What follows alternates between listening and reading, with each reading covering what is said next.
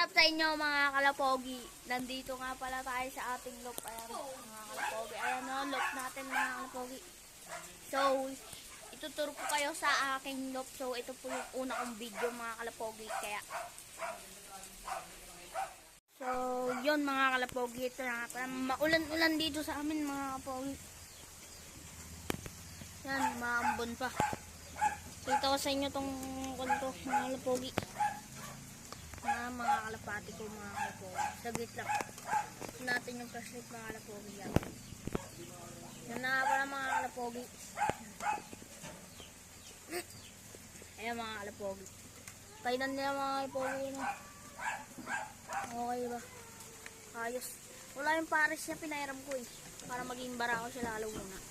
Mga kalapogi.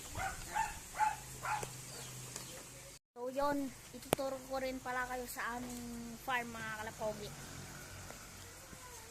So, ito na pala yung aming farm mga kalapogi. Di ako pwede mabasat na ambon na yun, no?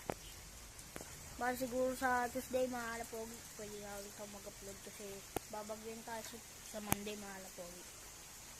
Yan, mga kalapogi.